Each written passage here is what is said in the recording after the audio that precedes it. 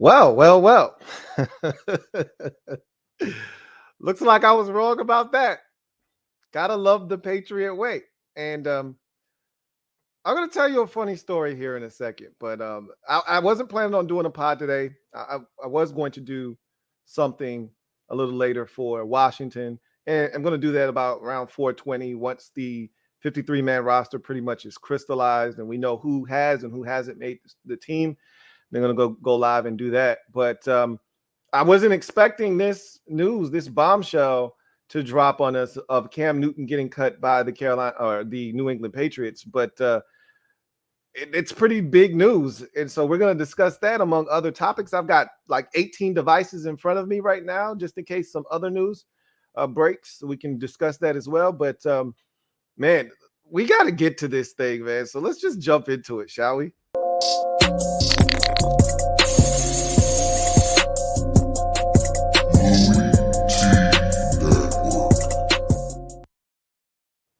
Who else could it be but me, your man, Louie T? Welcome to this bonus episode of the Louie T Network podcast. I, of course, am your set man, Louie T. Thank you for joining me.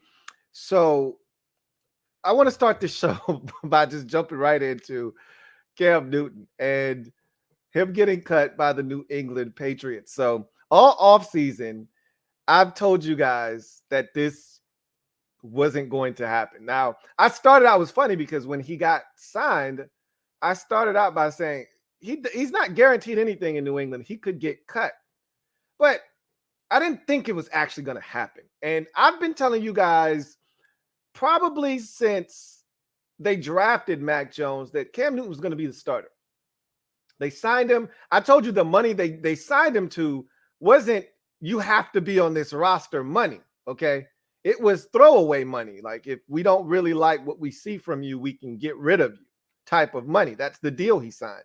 It wasn't like everyone else's deal that was 1 year, $10 million, that could get up to 12 or 13 or 14 like we saw with Ryan Fitzpatrick and Andy Dalton. He signed like a 1 year, $4.5 million deal, and with incentives, it could get up there. But it wasn't a 1 year, $10 million deal. So I told you guys in the moment when he was signed, they could cut him.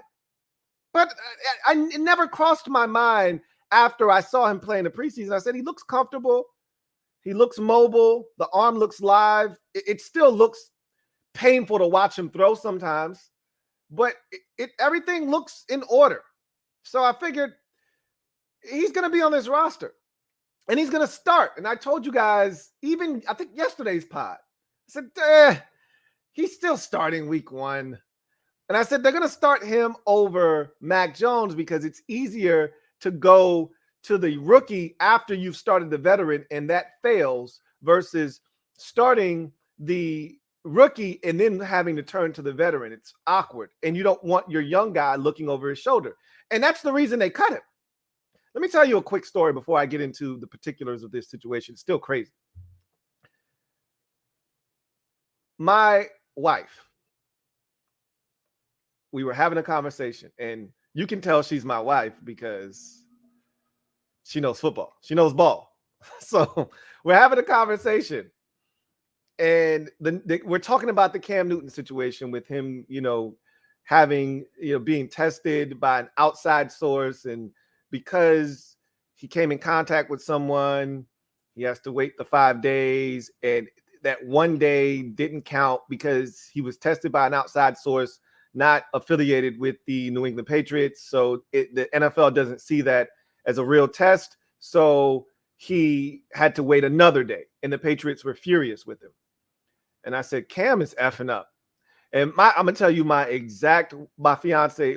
wife's exact words. They're going to cut his black ass. And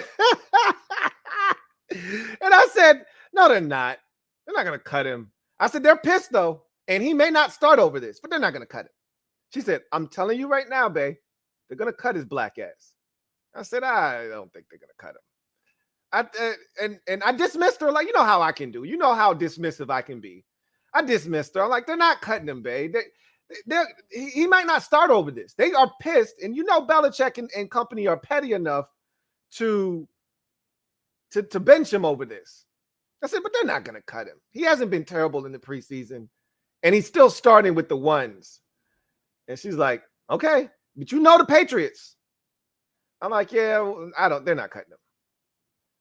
She was right. I was wrong. Okay. All right. Okay. I was wrong. I had to offer up a 00.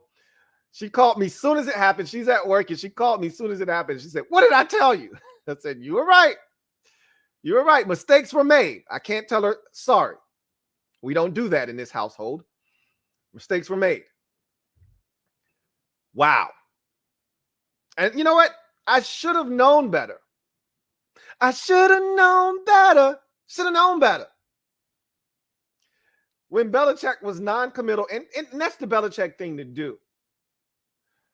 But the writing was on the wall when they were upset about him not getting tested correctly and not doing the proper steps of the protocol. I should have known from that point forward, they were pissed. And we heard that they were hot about it. And all they needed to see was Mac Jones continue to play at the level that he was playing at to know that they could go in a different direction. I should have known better. And she saw the tea leaves. I failed to read them. Yikes. So Cam Newton is now on the street again. I surmise if he still wants to play, there will be opportunities out there that exist for him. Now, here's the problem. He's got to put his ego aside and understand that at this point of camp, getting released means you can't start week 1 for anyone. If he's willing to be someone's backup, there will be opportunities out there for him. The first place that comes to mind is Philadelphia.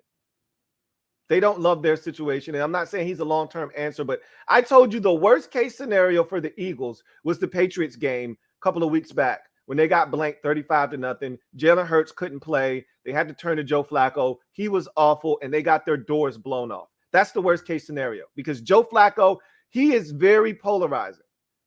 One week, he is absolutely lights out, and he's hitting everything, and he's hitting the deep ball, and he can do no wrong. And the next week, he's Joe Flacco with a 6.8 passer rating. He's 9 of 22 for 67 yards and 3 interceptions.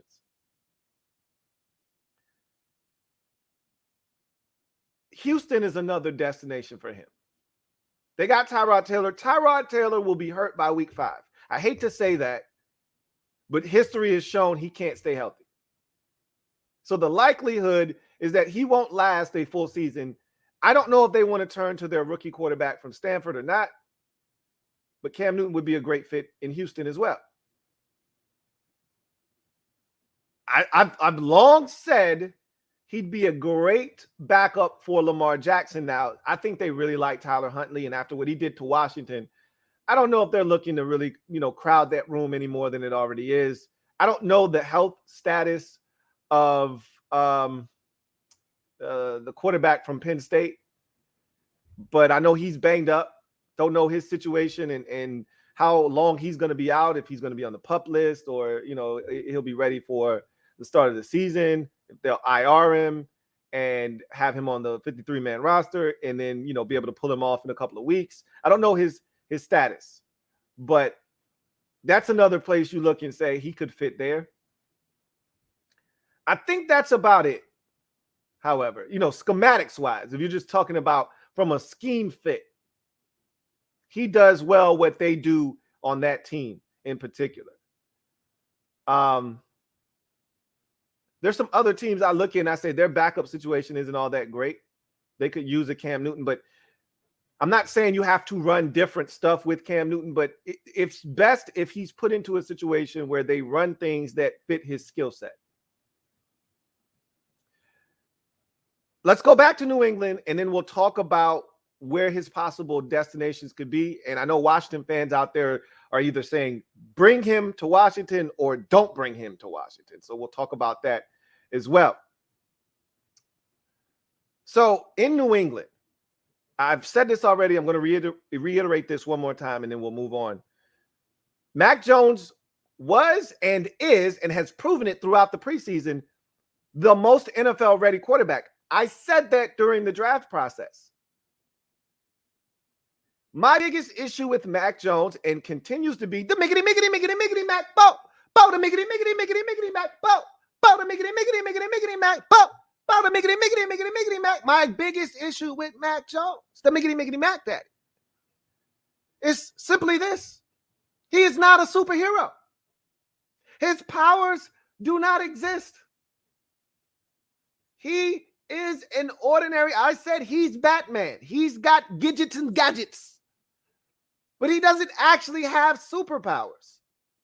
He has some things he can use that can get the job done, but he doesn't have superpowers. And if I'm drafting a guy in the top 15 picks of the NFL draft, hell, if I'm spending a first round pick on a quarterback in the NFL draft, because with a first round designation comes expectation. If I'm going to spend that on a quarterback, he needs to have superpowers. He needs to be equipped with superpowers that doesn't require him to put a clip-on cape and a fancy suit. Now, you don't want people to know who you are. You want to be able to disguise yourself, but I said he can't move. He's a statue back there, and he's shown somewhat, capabilities of getting out of there. His slide is awkward. He could hurt himself very badly because he doesn't know how to slide correctly. He has limited mobility at best. His arm is plenty strong, but it's not the strongest arm in the draft or in the league for that matter. And he's got a dad bod. He doesn't look like the guys that are dominating the league right now, but he does look like one guy in particular when he came into the league. And that's all New England needed to see. Looked like Tom Brady. And I said, he's going to come into the league, and if he gets with the right team in the right fit, and I said New England would be perfect for it, he will thrive in that environment, in that system, because he's a perfectionist. He's very hard on himself. And he's going to be able to read NFL defenses faster than any of the other quarterbacks that are coming into the league. Maybe stands for Zach Wilson. But Zach Wilson is going to make some mistakes because Zach Wilson is one of those guys that feels like he can make a bunch of plays. So he's going to make a few mistakes too. Mac Jones can go through his progressions quickly. He knows where to go with the football. These were all things we could identify at Alabama, despite us trying. There were a lot of people out there. I wasn't one of them, but I wasn't a big Mac Jones fan. I'm not going to sit here and act as if I were. But there were a lot of people trying to dismiss what he did because he had talent around him. Since when do we penalize guys for having a ton of talent around them? What do you think that Trevor Lawrence had at Clemson? Like, what do you think? So a lot of these guys have talent around them. What do you think Justin Fields had at Ohio State? Like, give me a break. You can't penalize a guy for making the most out of having talent around him. So I thought he did a tremendous job of spreading the football around, getting it out of his hands quickly. And we've seen that at this level. We've seen that in the preseason with Mac Jones. I talked about how all these young quarterbacks are getting sacked left and right. And here's Mac Jones comfortably sitting in the pocket and distributing the football around the field. And that's probably the most apt term to use when talking about Mac Jones. He's a distributor, much in the same way we talk about Kirk Cousins. He's a distributor. There's nothing wrong with being a distributor. Being a distributor is different than being a game manager. As a quarterback, one of your jobs is to be a distributor. Mac Jones is really efficient in that manner, and he showed it, and it made the Patriots comfortable enough to pull the trigger on Cam Newton because they weren't happy with him last year, and they weren't happy with the move this year, and that was enough. If Mac Jones showed them enough, that was enough. That's all they needed to see. And as I mentioned before, and I'll say this, you don't want your young quarterback looking over his shoulder. It's counterproductive. If you've ever been in a spot where at any moment with a mistake, I could be yanked out of the game. I can attest to that as a kid coming off the bench playing basketball. You come in the game and you're a 3-and-D guy and you make a mistake, you have a turnover, you miss your first couple of shots, and things aren't going well. and you see somebody coming over to the scores table to check in, is that for me? It's not a comforting feeling, knowing that at any moment, the next mistake, the next dead ball, I could be pulled out of the game. So as a young quarterback, the last thing you want to be thinking is, if I throw an interception here, if we get blown out 38-3, is he going to yank me at halftime? Is he going to yank me after this game? I know I'm not playing well. Am I going to get the hook? You don't want your young quarterback thinking that way. You just want him going out and playing ball. Mistakes are going to happen. You want him to be able to make those mistakes without the restrictions, without the hassle, and without the buckle, if you will, the harness of thinking, man, I might get pulled in lieu of the veteran, in favor of a quarterback that might give this team a better chance to win. And so they removed all obstacles. That's what happened to Tua last year. There was always the threat of Ryan Fitzpatrick coming in the game. That can't be easy for a young quarterback, knowing that at any moment we're winning games, I might be a hindrance. He might pull me for the veteran. That's counterproductive. You can't get the best out of your young quarterback. And I know people like to talk about competition breeds the best, out of players, and iron sharpens iron. And if your guy can't handle competition, then maybe he's not the right guy. You want that at every position except quarterback. It's crazy to say that, but you don't want a quarterback competition. That's not good. That means more likely than not, you don't have the right guys, especially if one of them isn't a rookie or a young quarterback. You don't want a quarterback competition because you want the guy, you want to anoint a guy, and then you want him to be the guy without any restrictions. No limitations. It's your gig. Go out and ball. That's what the Patriots are essentially doing. They're clearing the deck for Mac Jones. He didn't have to worry about Billy Ho, Jarrett Stidham, or whoever the hell else is on that roster. You didn't worry. All those guys are bums, and they got opportunities last year. You don't have to worry about any of those guys. The only guy that was a threat was Cam Newton. He's been removed from the situation. That threat has been eliminated. Now it's his show. And they're hoping he steps in and he's Tom Brady 2.0. He looks it. I've already said, if they put a 12 on his back, snatch the nameplate off, and it just said 12, you would have thought, oh shit, they got Brady back in New England. Only thing that looks different is Tom is tall in the pocket, stands tall and erect, pause. It's a unique style back there, standing up tall. A lot of guys bend the knees. Mac Jones is a knee bender. Most quarterbacks bend their knees. Tom is back there nice and tall. Other than that, it looks exactly the same. So, Cam Newton is out. We know Mac Jones is the guy in New England. We'll see if that works out for the Patriots. So what does that mean for Cam Newton now? It means a hell of a lot. Let's get to some comments, though. I don't want any of these comments to go away. So we got one here from Emmanuel Ruiz. Thank you for the super chat, Emmanuel. Greatly appreciate you. Who writes, please, no Cam to Washington. He's not coming to Washington, guys. You don't have to worry about that. Ron Rivera had an opportunity to sign him before. Ron has had opportunities to sign him again. I think Ron really enjoys Cam Newton and what he did for his career, because, without Cam Newton, Ron Rivera doesn't have this job in Washington. Part of what he was able to do in Carolina for so long was essentially on the back of Cam Newton. He was such an integral part of what Ron did and his success in Carolina. And there will always be a special place in his heart for Cam Newton. But at the end of the day, they've turned that page. That chapter of Ron's career is done. And I don't think moving forward, Cam Newton is in Ron's future. And I think Ron is okay with that. I think there's a mutual respect between the two men. But that's as far as it goes now. Don't think he's going to end up in Washington. And again, what purpose does it serve? We've got 3 quarterbacks on the roster right now. They're not cutting any of these guys, and I've already seen it already, and I knew this was going to happen. Cut Kyle Allen and sign Cam Newton. For what? I didn't want him last year, and I caught grief for it last year. People call me a hater, this, that, and the third. I don't give a shit. You call me whatever the hell you want. But I'm going to tell you how I feel. I didn't want him last year.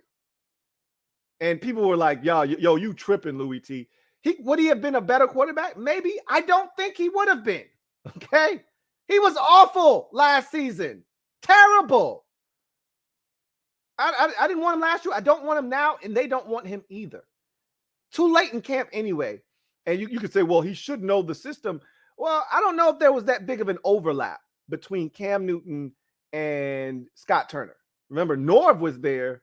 Scott never really took over until Cam was injured. Bottom line is, and I'm pretty sure there are a lot of similarities between Scott Turner and Norv Turner's system. They're probably pretty identical. So he probably knows the system. I wouldn't doubt that. But I don't think Cam Newton's a great fit for the system.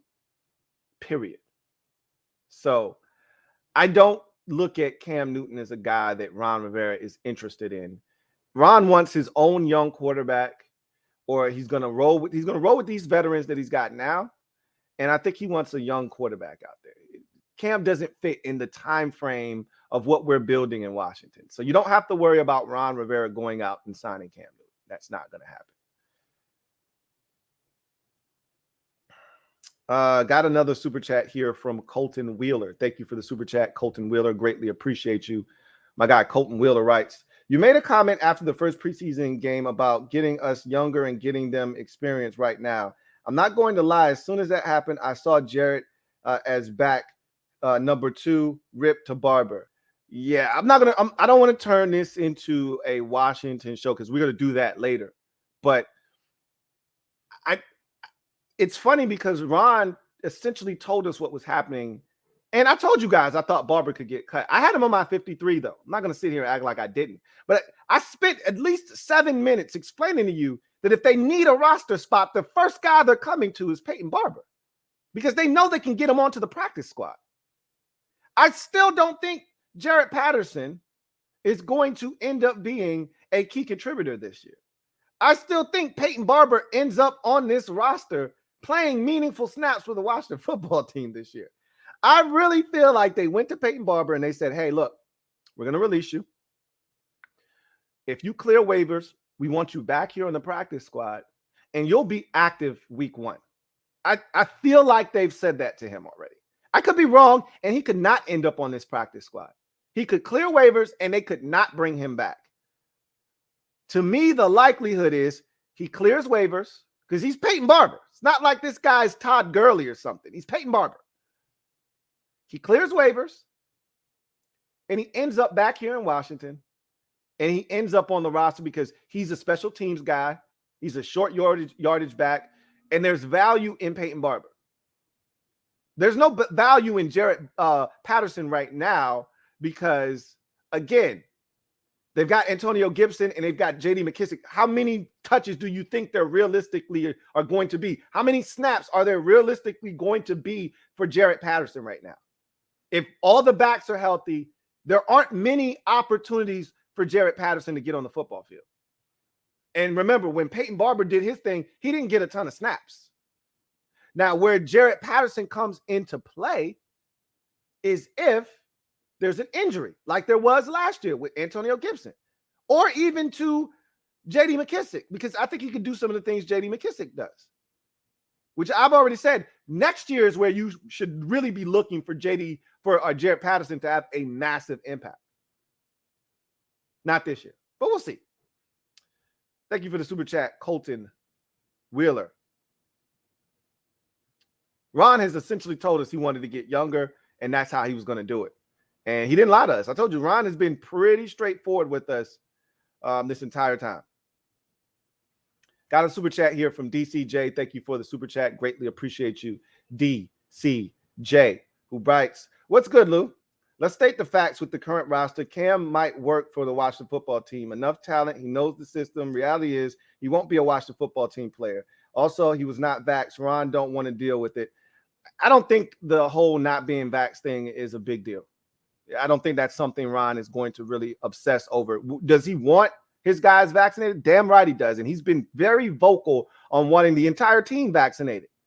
And he's still not happy with the guys that have dug in and have not gotten vaccinated. And there are quite a few of them on the roster. Does he want to add another one? I'm pretty sure he would like to not add another unvaccinated player, but I don't think that's going to be the reason he doesn't add a guy. At the end of the day, I just think he looks at Cam Newton and thinks the best of Cam Newton has come and gone. Now, he's said multiple times, I wouldn't bet against Cam Newton, but I would also not bet on Cam Newton ending up in Washington, just as you just mentioned. I don't think he's going to end up here in Washington. There are a lot of reasons as to why he could. As you just listed, he's still got something left. I think he's shown that over, the last 2 years.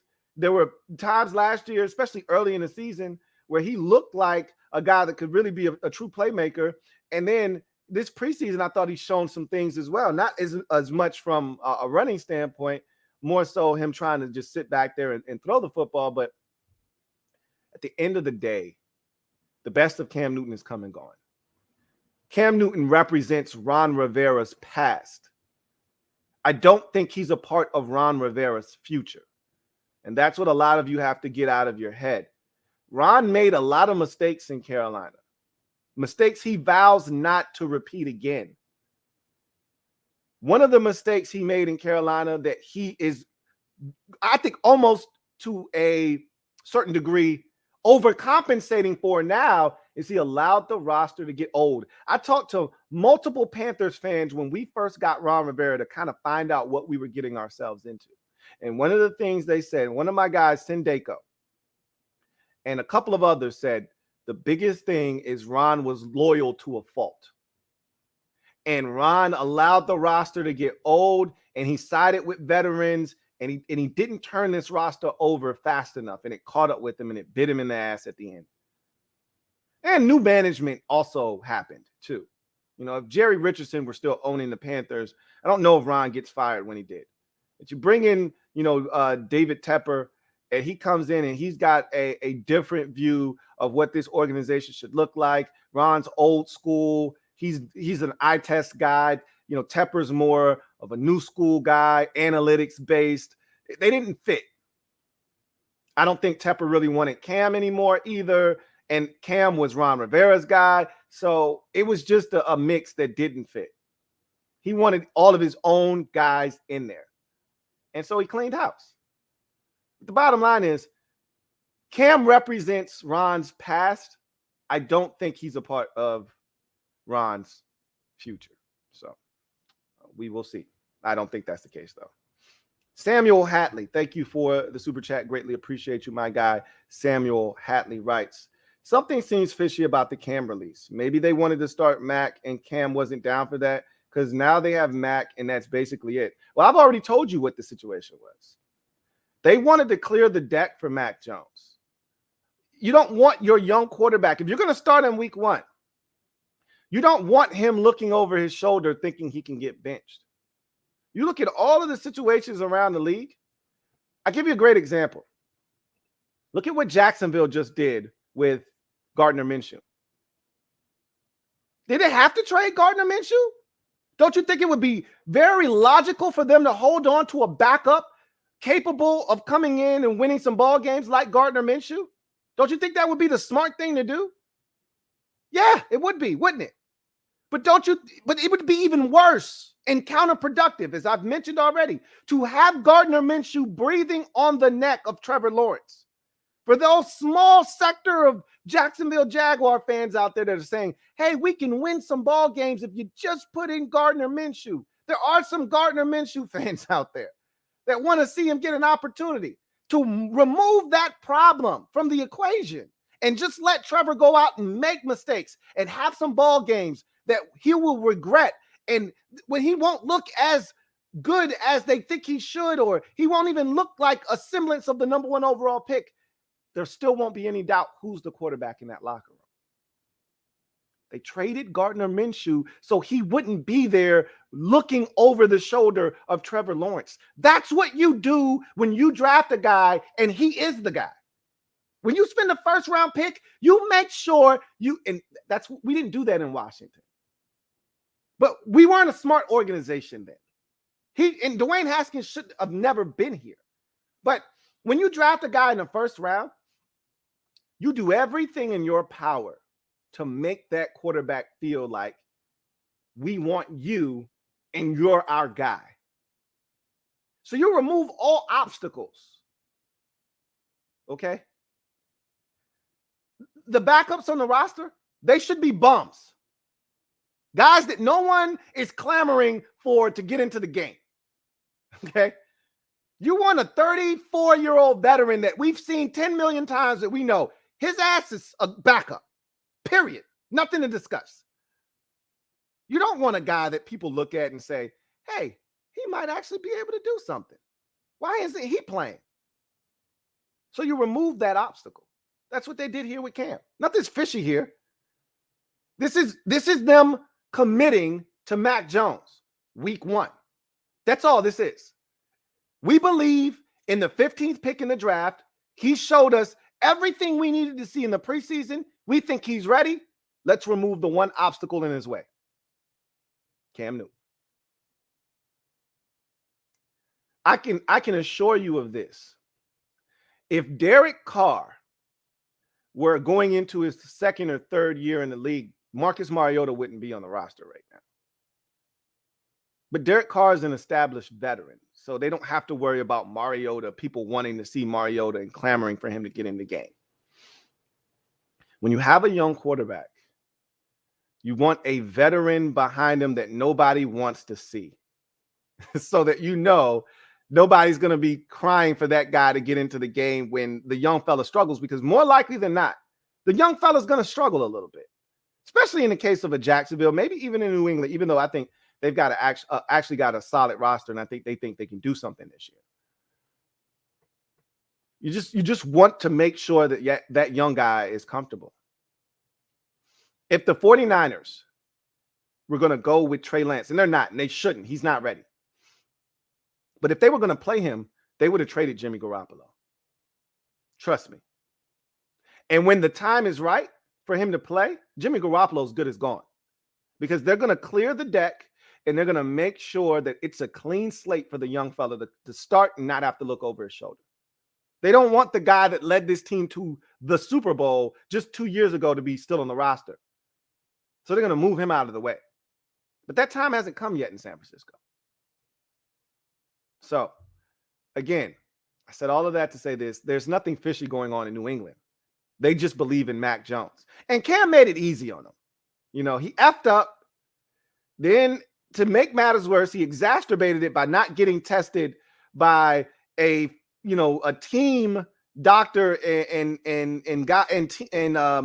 a testing company that was affiliated with the New England Patriots. So he made it easy for them to say, you know what? This guy still didn't get it. Let's get his ass out of here. Let's get Mac in there, man. Sick of this shit. So, anyway, I digress. Thank you for the super chat, Samuel Hatley. Got another one here from DCJ. Double up. Greatly appreciate you, DCJ. Thank you for the super chat. Now, I do want to quickly ask you guys to subscribe to the Louie T Network for more great content. If you haven't already done so, turn on your notification bell and hit the like button. Over 260 of you out there, only 64 likes. That's not a great ratio, guys. Hit the like button.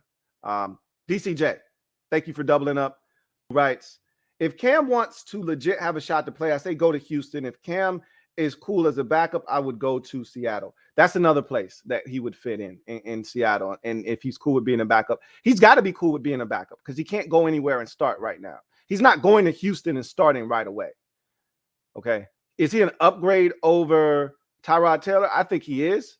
But if you want steady, Tyrod Taylor is a lot steadier than Cam Newton. Lot steadier than Cam Newton. But we all know that Tyrod Taylor can't stay healthy for a full 17-game schedule. So at some point, they're going to have to play their backup quarterback, which is a rookie out of Stanford. I don't think the Texans are interested in being super competitive this year. Look, if they won 10 games out of nowhere, they're not going to turn that down.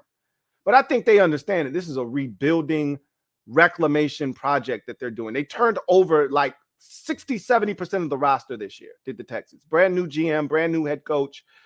They are preparing for life without Deshaun Watson. I don't think they look at this season as a winning season. So bringing in a Cam Newton doesn't really make a ton of sense. You got a stopgap. You got a guy that's a placeholder in Tyrod Taylor. You really don't need to rock that boat. You find out if the young fella out of Stanford is any good. You give him an opportunity, and then you see if you need to draft another quarterback with the stuff you get back from the Deshaun Watson trade next offseason. So I don't really think that Cam is a necessity in Houston.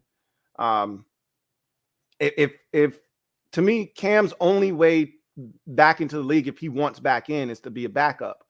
And I don't know if his ego allows him to do that. You heard him on I Am Athlete say, I can't go out like that in terms of how his season ended with the Patriots last year. He wanted a do-over. You're not getting a chance to have a do-over as a backup, essentially, especially if you go to one of these places where guys don't usually get injured. Again, there are several spots that would make sense, but we're assuming that team is thirsty for a backup. I don't think the Ravens are thirsty for a backup. I think they like what Tyler Huntley is doing and how he's developing. And they've got another guy, and Trace McSorley. I don't know why I was blanking on his name. Trace McSorley is out there as well. Now he's banged up right now, but I don't know how long he'll be out for. But I think they like Tyler Huntley, so I think they're going to roll with him. As far as Seattle is concerned, Geno Smith stinks. So if I'm Cam, I'm having my agent reach out to the Seahawks and saying, "Hey, look, I know you got Geno Smith. I know you guys like him, but I'd love to come out and work out for you guys."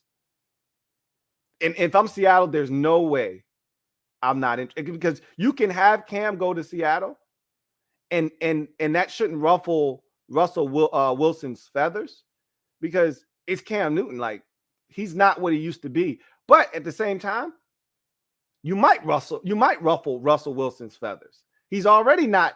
I don't think don't think they're in the best of graces with one another. There's a little bit of sour grapes because Russ wants his left tackle to have a new deal, and they're like, we can't give him a new deal right now. And so if you want to piss Russell Wilson off, an easy way to do that would be to bring in a former league MVP behind him. But like Russ, you'd have to tell Russ, look, dude, you're Russell effing Wilson. You have nothing to worry about. Like, this guy is not taking your job. But it's easier said than done. So I don't know if that's a great spot for him or not. But there's teams out there that could use Cam Newton as a backup. For me, Baltimore is one that strikes me. The Eagles, to me, perfect fit, because I don't think Jalen Hurts is all that good, and they're going to need someone. But they might be comfortable with Joe Flacco. I think they're in the same boat as the Texans are, essentially, where the Eagles aren't giving up on this season. They know the division isn't all that great. They say, why not us? I think they believe in Jalen Hurts to an extent, but I think they also are like, Cam Newton here doesn't really do us much good, because we might be in the market for a quarterback next year. So I don't think so.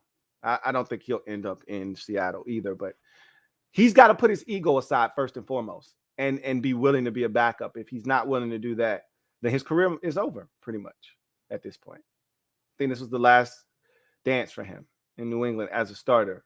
But we'll see. We say that now. Somebody, a bunch of quarterbacks, teams need quarterbacks next year. Everyone isn't able to get the guy they desire, and he could have a shot next year. But he's got to stay in the league, period. He's got to stay in the league this year in order to have a chance next year. If he sits out a year, I think it's over. So we'll see. Enigma RJ, thank you for the super chat. Greatly appreciate you. Enigma RJ writes, I hate the fact that every time someone gets released, we are hollering for someone else's leftovers. Yeah, that's part of the old guard in Washington and our fan base being used to not having anything. So that's something that's going to take a while to rid us of, right? It's going to take a little while. I told you can't fix everything overnight. Ron is changing the culture, not only in the organization and with the players, but it also is something that has to change with us as fans. It's going to take time. He's going to have to win. This roster is going to have to get better, and we're going to not have to have a need at that position for us to not, as fans, not want to have that guy. Right now, every guy that gets released as a fan base, 90% of the guys that get released that have a name, Washington fans want to go after that guy. Bernard McKinney got released yesterday, and I can't tell you how many people hit me up and said, hey, you think this is a guy we should go after? And I'm cool. I would be cool with Bernard McKinney. He's young. He fits in the timeline of what we're trying to do. But the Dolphins just traded for him, and then they released him. Something's off there. Something's not right. And I don't know what it is. I can't tell you. He went from being an ultra productive member of the Houston Texans to being thrown in a trade to the Dolphins, to then the Dolphins saying, shit, we messed up. Cut him loose. Something's off. And you guys don't see that? Something's off. I'm not saying he can't play ball, but something's off. They want KJ Wright. KJ Wright's still out there. Why can't we? Haven't you wondered why KJ Wright hasn't signed with a team yet? And you think he wants to come to Washington? KJ Wright wants to probably win a Super Bowl. KJ Wright's probably asking for a lot of money. There's a reason he's still sitting out there, not signed. That's always going to be our fan base until we start winning and we have a roster that doesn't allow for fans to want to clamor over someone else's leftovers. We're not there yet. We still have room to grow on our roster. So until we get a quarterback that's our guy, this is going to be the case. Somebody cuts loose a quarterback or a guy's available via trade, we should go get him. Our linebacker position stinks, or we don't have enough depth. So a linebacker that has a name gets released, we should go get him. That's going to always be us until Ron continues to change the narrative with the fan base. And that's going to take a little while. And it's going to take more winning for them to trust Ron and say, hey, Ron's got it. We don't need to go chasing after other teams' leftover table scraps. But when you don't have anything for a very long time, we didn't have anything in Washington. We didn't have any good players. We didn't have any guys we could call our own. So we were always searching for other people's stuff, trying to shine it up and make it look like brand new.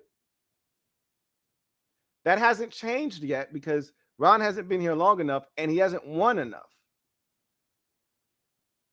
You get enough of your own stuff and enough of your own stuff works and works very good, then you stop worrying about what other people have and how their stuff works.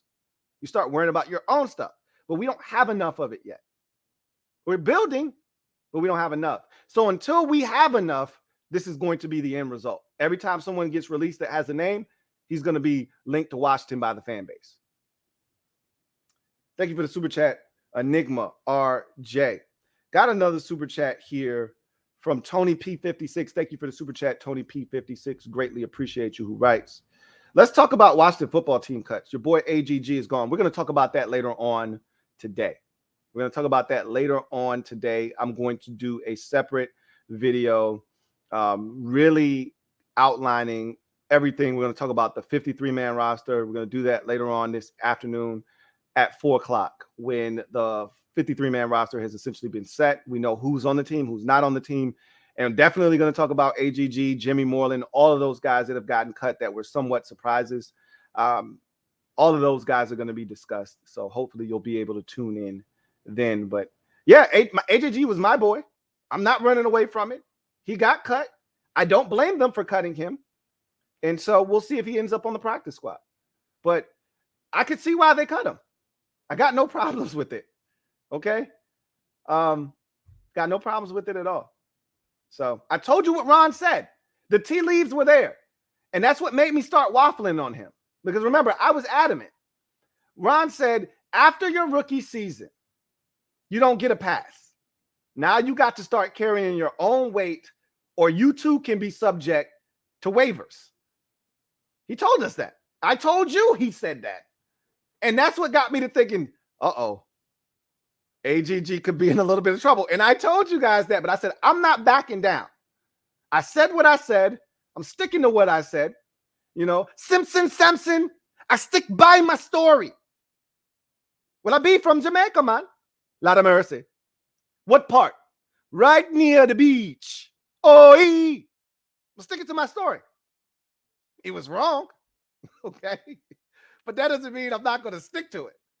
So I'm going to take the L. I don't mind. I told you guys, when I take an L, I'm going to be the first to tell you I took an L.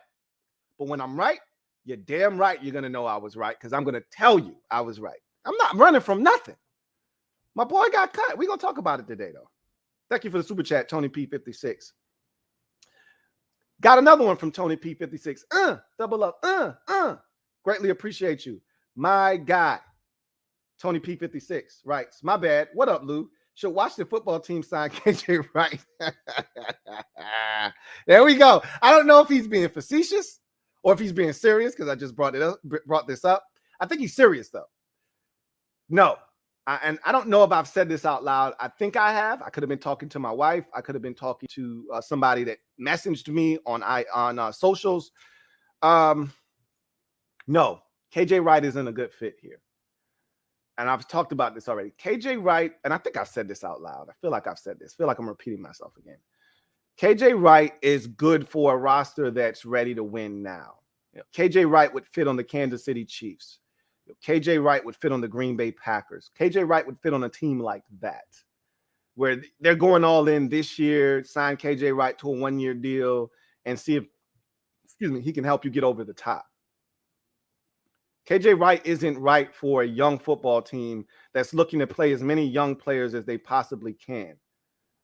You're not looking to stunt the growth of a young player. And I know you're saying, well, shit, John Bostic's getting run. Well, John Bostic's also not 32 years old either. So, I mean, at the end of the day, KJ Wright still can play, but I don't think he's right. He's a guy that I think would fit for the Rams perfectly. Stay in that division, knows all the teams in that division. Like, he could help someone like that. We're not where those teams are, and I don't think he fits what we're looking to do. So, I don't think KJ Wright is a good fit for Washington. And I don't know how much money he's asking for. There's a reason he's still on the streets. You always have to think about these things. It's one thing to look at, the draft and teams got their guys and free agency's already come and gone. But a guy of his caliber finds work. It's not the guys that can still help a team and really can play at a high level that are waiting for injuries and things like that to happen.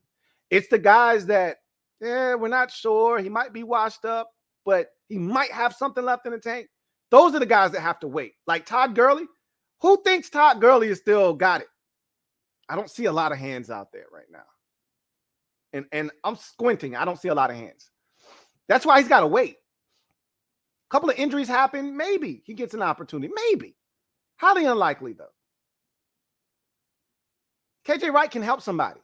There's a reason he's still sitting at home, though. That could be by choice. That could be by force. Anyway.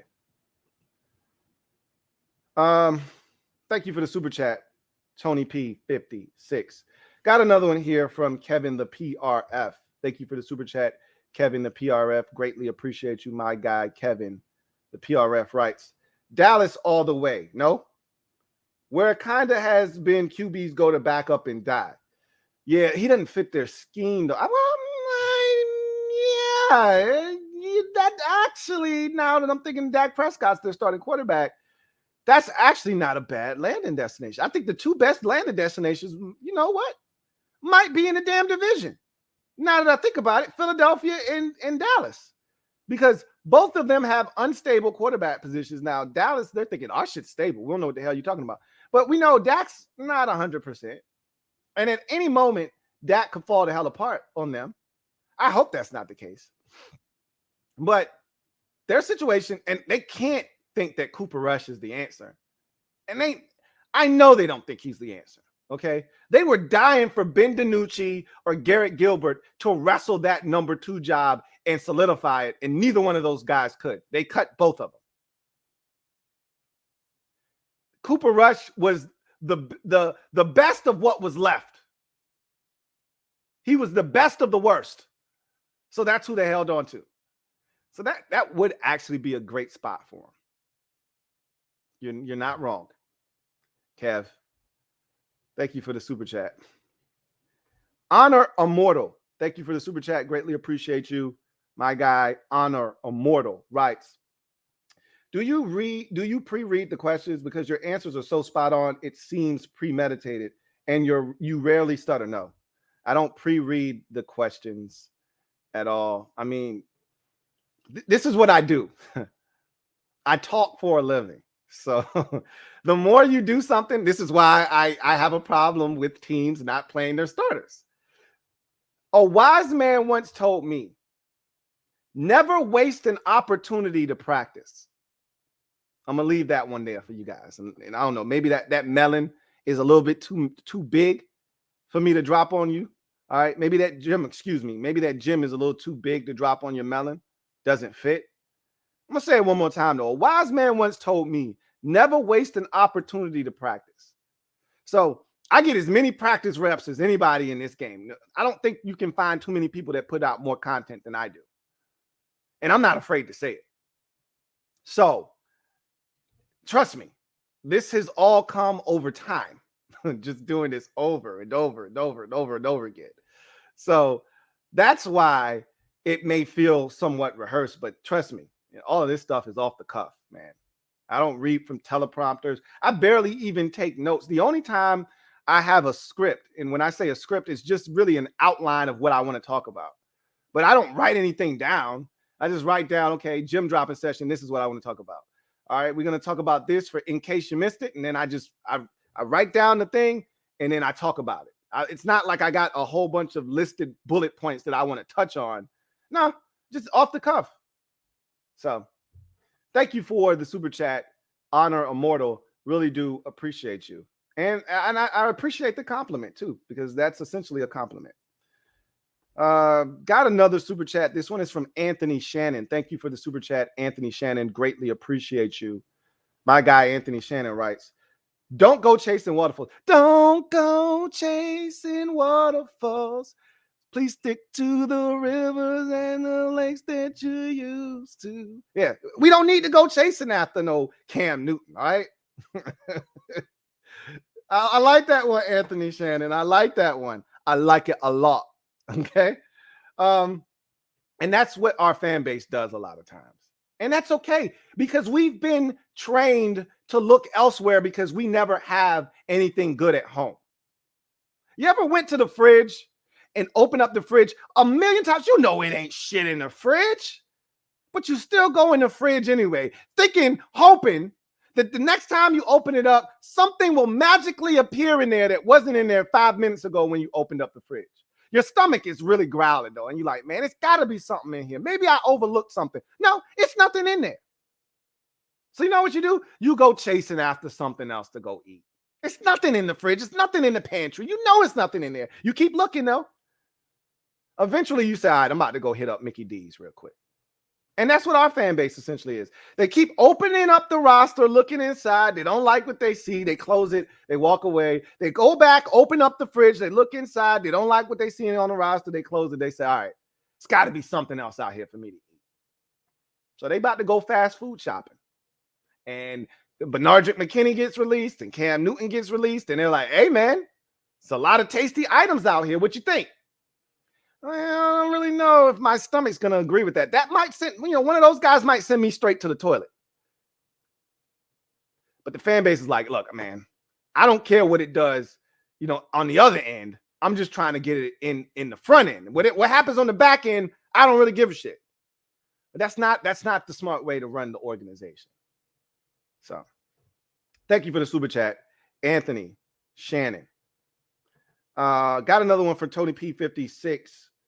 Greatly appreciate you, Tony P56. Third super chat, who writes, I wrote that about KJ Wright before you got on your soapbox. Okay. I figured you did because it was already there. You couldn't have done it that quick. And that's fine. Because you're not the first person and you won't be the last person to bring up KJ Wright. You're not wrong in bringing up KJ Wright. I'm just telling you, he doesn't fit what we're trying to do in Washington, So Thank you for the super chat, Tony P56. Brandon Brantley, thank you for the super chat. Greatly appreciate you. My guy, Brandon Brantley. My guy, Brandon Brantley writes, Cam could come fill Barber's role. He's great on goal line and short yardage. I'm going to tell you right now, Brandon, you ain't shit for that. Does he play special teams? Because if he does, he might have a shot. He may have a shot on this roster. But with all seriousness, all jokes aside, I think Cam Newton actually could fit on Dallas and I know Kevin the PRF was being funny when he said it. Quarterbacks, all backups go there to die and all that good stuff. He could fit in Dallas. He could fit in Philadelphia. Seriously. So I don't know. That might actually might be some good destinations for him. But again, he's got to be able to swallow what is a very bitter pill for a guy that's been a starter his entire life. He didn't like being a backup at the University of Florida, so he transferred to Auburn. That was the last time he was a backup in his career to this point. He came into the league. He was the guy in Carolina. He left the Panthers. He went to New England. He was the guy there. I don't know if he's willing to accept the fact that he's no longer Superman. A lot of times with these athletes, when you've done it at a high level, and this was a league MVP at one point, so he's been at the apex of the game. When you've done it at that high of a level, a lot of times you're the last to find out that you can't do it at that level anymore. Especially if you don't have the right people in your corner that are willing to tell you, hey, you're not that guy anymore. We all know the meme. We all know the gif. Hey, buddy, come on. You're not that guy. You're not that guy. Somebody's got to be willing to tell you that. I already told you guys the story when we went to a club and it just happened to be, 90s R&B night and Case was there. And I told you Case was still thinking it was 98, Touch Me, Tease Me, with Beyonce in his video for Happily Ever After. Like he still thought he was on top. And he could be late to the show. You lucky you at the damn show and we paying you to be here. Get your ass out here and don't be drunk. Now, I'm not, all I'm saying is he might have some demons he's battling. I don't know his personal life, but he had 40 and 30 and 50-year-old dudes with shirts that said with Case with his face on it. I'm like, that's not the move. Because when you see that, when you're in your own little bubble and all you see is you and people telling you still the man, then you don't realize I'm not the man anymore. I'm not the guy that I used to be. So if Cam doesn't have the right people in his corner telling him, hey, look, you may be able to get back to what you once were, but you're going to have to swallow your pride and be a backup. And you're going to have to work your ass off. And when that opportunity comes, you got to seize it and take advantage of it because you may not get another one. If he don't have the right people in his corner telling him these things, then it's going to be impossible for him to understand it. Bro, you not that guy anymore. That was the problem with Robert Griffin III. He still thinks he could go out and be one of the top 15 quarterbacks in the league because nobody's told him yet that, bro, you suck. Nobody told him that yet. Mom and dad are still telling him he's the best thing since sliced bread. His agent's probably telling him the same thing. Everybody in his corner, everybody in his life, because that's what happens when you surround yourself with yes men. Hopefully he hasn't done that, but it's whatever the case may be. We'll see what happens with Cam. I'm fascinated to see if this is it for him because he was adamant. He didn't want last year to be the last image of him in his career. He was adamant that couldn't be the end for him. He couldn't go out that way. Well, that's kind of what's happening right now. It's kind of what's happening right now is that he is going out that way. And if he's not able to convince a team that he is willing to be a backup, then as a wise man once said, one more false move and this shit is over. And I ain't playing. One more false move, one more wrong move from Cam Newton, and this shit is over. So this next step that he takes better be a very precise and calculated move. Because this shit could be all over for him. I'm going to choose not to remember Cam Newton as a New England Patriot. I'm going to remember the good times. But I'm not everybody. There's a lot of people that's going to remember what he looked like in a New England Patriots uniform. I choose not to remember my Jerry Rice in a Denver Broncos uniform. I don't like to remember my Jerry Rice like that. I like to remember the good times. I don't like to talk about my TO in a Seattle Seahawks uniform or a Cincinnati Bengals uniform. I don't want to talk about my TO in that way. But I'm not everybody. Okay? So we'll see what happens at the end of the day. We'll see what happens. I'm going to be watching this situation because I do think Cam still wants to play ball. But he's got a lot of other endeavors out there that he could pursue. Don't know what he's done with his money. Seems like he has done well for himself and he has invested in some good things. So we'll see what happens. We'll see what happens. Anyway, I digress. And yes, Red Wings, he retired, but he was out there in a Denver Broncos uniform. He never played an actual snap for them. But I remember him in a Denver Broncos uniform in training camp. That's when he realized, I can't do this shit anymore. He went to camp with the Broncos, and then he was like, this shit is over, man. I'm done. And I don't know if you remember, but he had those dreads that stopped like all the way back here. Like if y'all ever, look, I know my shit's receding, right? If my shit is ever in the middle of my goddamn head and I'm still trying to keep hair on my, y'all please put me out of my damn misery. Don't let your man go out like that. It's amazing because I can be self-deprecating. It's amazing when you're young and you got a head full of hair, you say shit. And then when you get older, you realize I really didn't mean that. So the line that I used to have as a kid, if it don't go straight across, chop it off. That was the line when I was a kid because my shit went straight across, had a tight edge up. It wasn't always this much forehead, man. The line used to be down here, man. Once upon a time.